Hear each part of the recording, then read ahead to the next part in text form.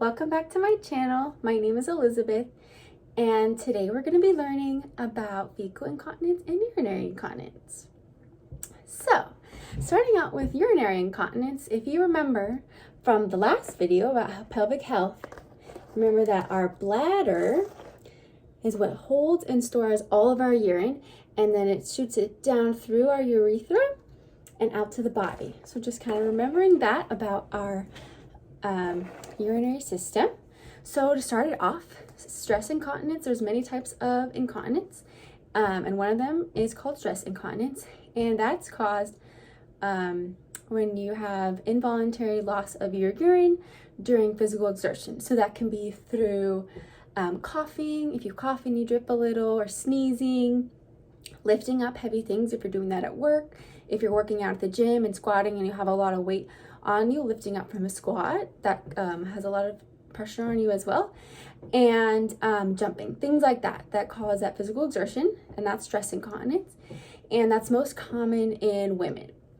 So another type of incontinence is called urge incontinence, and that's when you have involuntary loss of control of your bladder, when you have like the urge to go pee. So you really got to go pee and you can't hold it in. So that's urge incontinence, and that is most common in men. And then if you do happen to experience both stress and urge incontinence, that's considered mixed incontinence as well.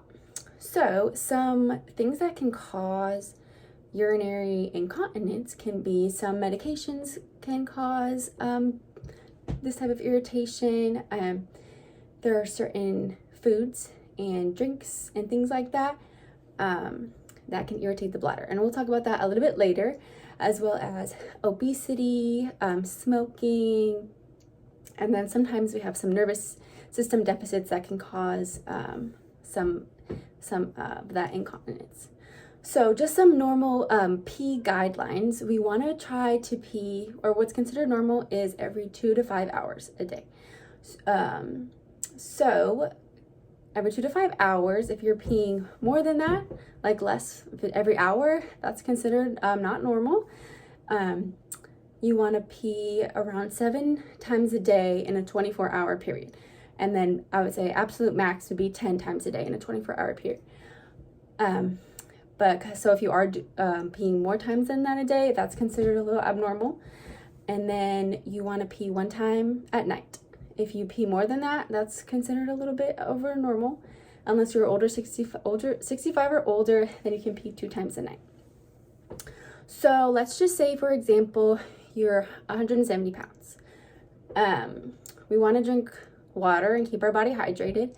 So the recommended fluid intake is half your body weight in fluid ounces. So if you're 170 pounds, we want to drink, let's see what that is, 85 fluid ounces. So half your body weight, fluid ounces. So you want to drink 85, and that's about 5 of these guys of our just your typical 16.9 fluid ounces.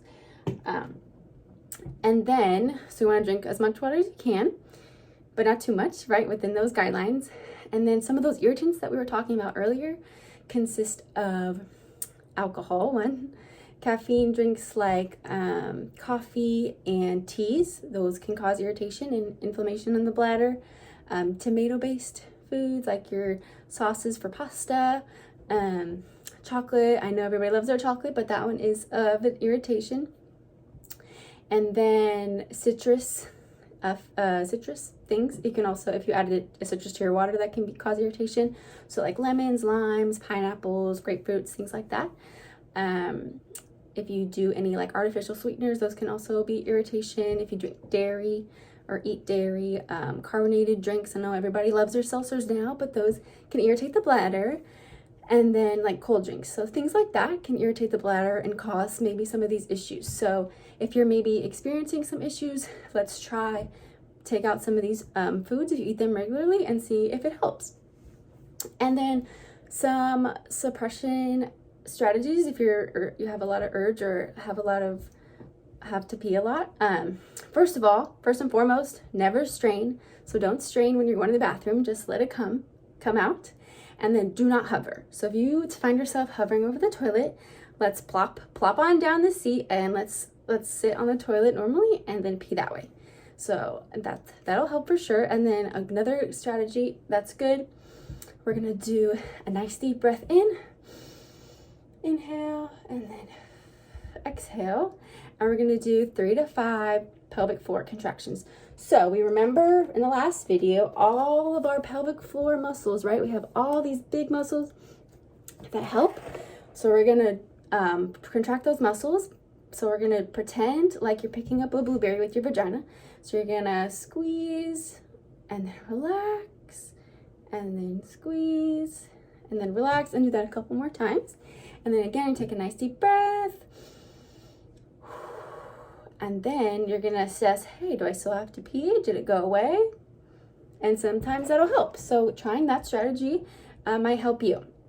So getting into fecal incontinence, which is just a fancy term for constipation.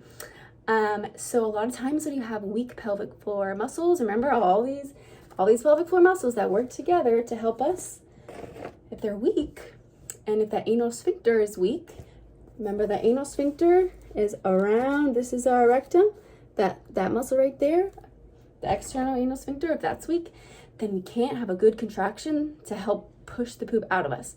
So by strengthening those pelvic floor muscles and strengthening that external anal sphincter, we can create better contractions and improve those contractile properties of the muscles to help us release our poop. So again, a little bit of some normal guidelines for pooping. We want to, the range for normal pooping is 2 to 3 times a day, up to, or less to once every other day. So if you're pooping once every other day, or you're pooping once a day, 2 times a day, 3 times a day, that's totally normal. But if you're only going a week and you're not pooping the rest of that week, then that's a little abnormal, right? And you're having little issues, and that's okay. But we're gonna try to help fix that. So also we want our poop to kind of look like a sausage. It can have little cracks and be a little bit dry. We still want it to be kind of moist, or it can also be super smooth. But basically we want it to kind of look like a sausage, okay? And then also we don't want to be on the toilet for more than 5 minutes if we're trying to poop, okay? So don't be sitting on the toilet. I know we all want to watch our TikToks, but let's try not to sit on the toilet for longer than 5 minutes, okay? And then again, some strategies to help us if we're a little bit constipated or a lot constipated, whatever your situation is. Again, with the fluid, drinking water helps with peeing and with pooping. So we want to try to drink our water. Remember that half your body weight in fluid ounces.